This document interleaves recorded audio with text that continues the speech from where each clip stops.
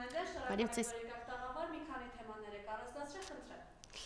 Այո, շնորհակալություն։ Մտածում էի, որ վերջին տարիներին ու հատկապես վերջերս մի շարք քաղաքական գործիչները անընդմեջ հնչեցնում են մի միտք, որ երբևիցե չեն պատկերացնել, որ քաղաքական իշխանությունները, Հայաստանի իշխանությունները կգա մի օր, որ հանկարծ կվախենան, ինչպես իրենք են ասում, կվախենան արտասանել Արցախ, ցեղասպանություն եւ անգամ Արարատ բառերը։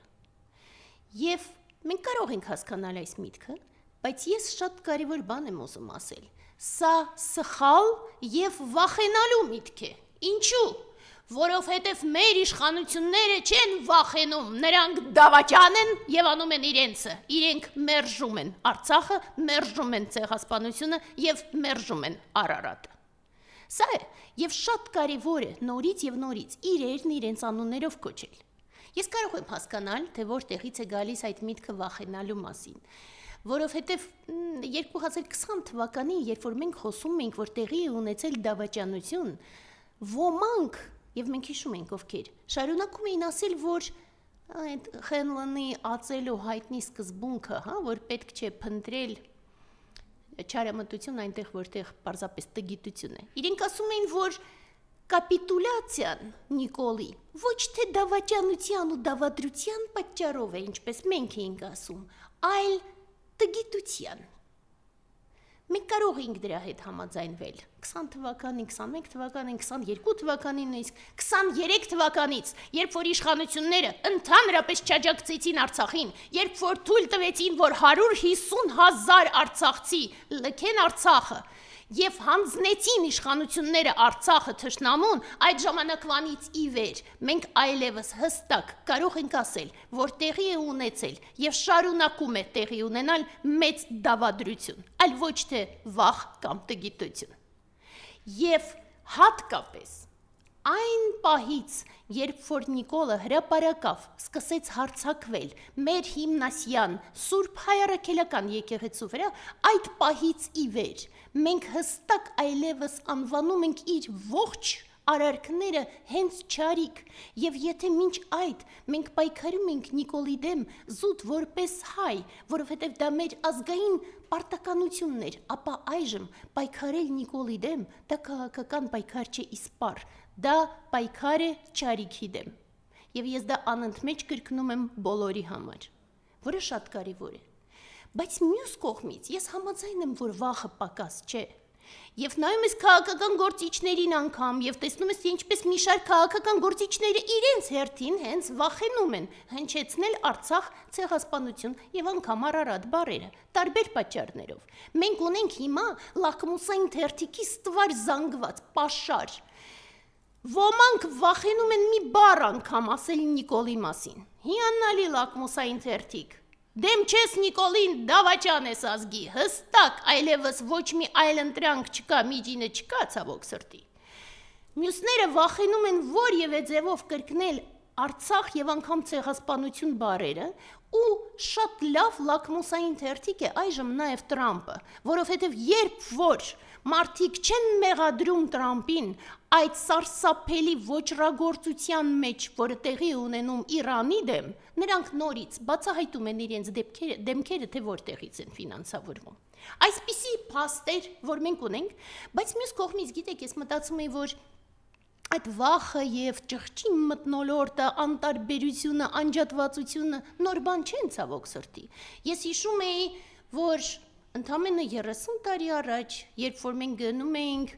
Եղեռնի հուշարձան, այդ օրը մարդիկ այնքան շատ էին, որ Բաղրամյան, Կիևյան ամբողջ փողոցները ընդհանրապես փակվում էին, մարդկանց հոսքը ընդհանրապես չէր դադարում։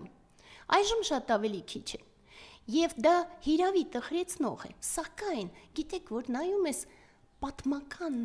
մեծ սպեկտրով, հասկանում ես, որ ցավոք սրտի մեր ազգը, եւ մենք դրա մասին շատ ենք վերջերս խոսում, հստակ մշտապես երկու մասի էր բաժանված։ Մի կողմում դա մարտիկներն են, այն բոլոր մարդիկ, ում համար հայրենասիրությունը արժեք է,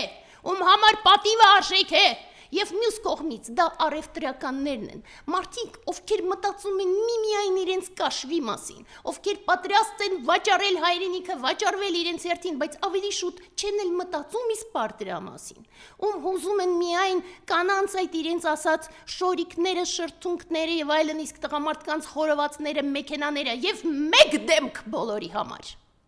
Սա զարհուրելի է, հիրավի։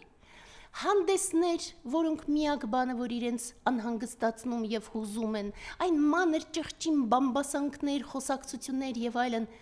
զարհուրելի է, բայց մյուս կողմից մենք հասկանում ենք, ազգը մենք ենք, մարդիկներս, ովքեր պայքարում են հայրենիքի համար, մենք ենք ազգը եւ պատմությունը մշտապես մեր կողմից է, սա է մեր զորությունը, բայց միաժամանակ, գիտեք, շատ կարևոր է, ես տխրում եմ այո բոլորի համար, ես որոշակի ձևով երբեմն անհանգստանում եմ, երբեմն ինչ-որ չափով զայրանում, բայց նաև չեմ մեղադրում իրենց, ինչու, որովհետև դավաճանությունը վարակիչ է, տգիտությունը վարակիչ է, ջղայնությունը, այն ճղճիմությունը եւ այլն վարակիչ են եւս, եւ այս ամբողջում մեղավորը նորից Նիկոլն է, եւ ոնց որ այդ Կապուտիկյանի բանաստեղծությունը կա, հա, հայտնի, այդ բանաստեղծությունը մի քիչ փոփոխելիս մտածում ես տականքություն եմ լսում, ես Նիկոլին եմ հիշում, ու դա շատ հստակ է, որովհետև այս ամբողջը ինչ-որ տեղի ունեցավ տականքություն է, բայց էլ ավելի մեծ տականքությունն է այն, որ ազգը այսքան գլորվեց ներքև ու այսքան ճղճին վիճակի հասավ հենց իր վարակի պատճառով, դավաճանության և տգիտության վարակի։ Ինչևէ, 2 օրից մենք բոլորս գնալու ենք ամեն դեպքում ցեղասպանության մեր անմեղ զոհերի միլիոնից ավել զոհերի հիշատակի օրը գնալու ենք Եղեռնի հուշարձան, անկախ դրանից, որ վերանորոգման մեջ է, եւ գիտեք, ես մտածում էի, որ հիմա շատ խոսակցություններ կան տարբեր մարդկանց կողմից, ասում են, որ արդյոք մենք 112 տարի անցավ, արդյոք պետք է շարունակաբար անընդմեջ հիշել եւ այլն, եւ այստեղ պատասխանը շատ միանշանակ է։ Մի կողմից ես այո հասկանում եմ, որ մարդիկ չեն կարող ապրել անընդմեջ ողբի մեջ, որովհետև պետք է շարունակել զարգանալ, պետք է շարունակել առաջ գնալ, բայց անհրաժեշտ է դասեր քաղել ամեն ինչից, որովհետև հենց դա էր պատճառը, որ մենք դասեր չէինք քաղում, երբ որ 1905 թվական, այսինքն ավելի շուտ չգնանք, միայն 20-րդ դարով, եթե սահմանափակվենք, 1905 թվականի Շուշիի եւ Բաքվի ջարդերից դասեր չքաղելու պատճառով եղավ 15 թվականը, հետո 16 թվականը, այդպես չէ, որ մեկ անգամից ամբողջը կոտորվեց, դրանից էլ դասեր չքաղելով հետագայում եղավ Սումգայիթը եւ դրանից դասեր չքաղելով 20 եւ 23 թվականին նորից տեղի ունեցավ ցեղասպանություն, այլևս Նիկոլի աջակցությամբ։ Սա հիմնական դասն է, որ մենք պետք է քաղենք։ Եվ ըստ այդմ, մենք իհարկե վրեժխնդրություն չունենք։ Եվ դեռ ավելին, ես հպարտ եմ դրանով, որ մեր ազգը երբևիցե վրեժխնդրությամբ չի տառապել։ Բայց միաժամանակ ես հասկանում եմ, որ այդ հողերը մեր հողերն են մշտապես, և այդ հողերը մեզ են հիշում, դա մեր պատմությունն է, դա մեր արյունն է, դա մեր նախնիներն են, դա մեր եկեղեցիներն են, և դա մեր մեջ դրոշմված է, մենք տարանջատ չենք, ես ցավում եմ բոլոր այն ճղճի մարդկանց համար, ովքեր չեն հասկանում ամբողջի փոխկապակցվածությունը, մենք տարանջատ չենք մեր հողից, մենք մասն ենք ամբողջության։ Եվ դրա համար, միայն դրա համար, մենք մշտապես հիշելու ենք և մշտապես դասեր քաղելու ենք և միայն այդպես ենք առաջ գնալու։ Եվ այժմ, երբ որ ոմանք համարձակվում են աղավաղել խաղաղություն բառը, ես շատ կարևոր բան եմ ուզում ասել։ Խաղաղությունը, ներողամտությունը միայն ուժեղներինն է։ Երբ որ թույլը խոսում է խաղաղությունից և ներողամտությունից, դա ոչ այլ բան է, քան պարզապես հանձնվել և հերթական նորանոր կորուստներ ունենալ։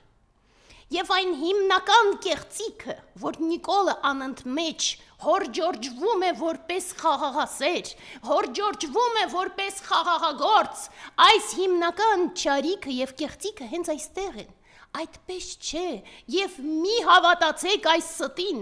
որ իբր թե եթե Նիկոլը չլինի, մենք նորից պատերազմի մեջ ենք հայտնվելու։ Դա սուտ է, ճշմարտությունն այլ է։ Ճշմարտությունն այն է, որ եթե 18 թվականին Նիկոլը չգար իշխանությանը, մենք չէինք ունենա իսպար այդ պատերազմը։ Մենք այո, կոնֆլիկտի մեջ ենք, բայց մեր պայքարը առաջին հերթին ներքին դավաճանների դեմ է։ Եվ եթե չլիներ Նիկոլը այն ժամանակ պատերազմը չէր լինի, եթե այժմ չլինի Նիկոլը, պատերազմ չի լինի նորից, եւ ճշմարտությունն այն է, որ քանի դեռ Նիկոլը կա, պատերազմի վտանգը շատ ավելի մեծ է։ Իսկ ամենակարևորը սա չէ նույնիսկ, ամենակարևորը մենք ինքներս պետք է կարողանանք փոխվել։ Մենք ինքներս պետք է կարողանանք մեր մեջ ուժ գտնել վերափոխվելու եւ զորանալու։ Որովհետև քանի դեռ մենք ինքներս չենք փոխվել, մենք անընդմեջ նույն վիճակների մեջ ենք հայտնվելու։ Եվ մենք պետք է կարողանանք, նույնիսկ այս ծանրագույն ժամանակներում, ինչպես Սասնա Դավիթը այդ հորից կարողացավ դուրս գալ, հիշելով Մարութա խաչը, այդպես էլ մենք հայերս, հիշելով մեր հիմնարար սրբությունները, նախնիներից փոխանցած մեր սրբությունները, պետք է կարողանանք վերջապես այս անդունդից դուրս գալ, պայքարել, մերժել ամբողջ ճարիքը եւ մերժել դավաճաններին եւ դրանից հետո նոր մեր զարգացումը հնարավոր կդառնա։ Եվ Տիկին Մանանյան մի վերջին հարց մենք հիշում ենք, հա, իրենք ինչ շոու սարքեցին, Աննա Հակոբյանը բաժանում է, գնում է, բայց Ալիուտես Գյումրիում նորից հայտնվեց Աննա Հակոբյանը, այս ամենը ինչի դրսևորում է ձեր։ Մենք ի սկզբանե հասկանում ենք, որ այս ամբողջը իհարկե շոու է, եւ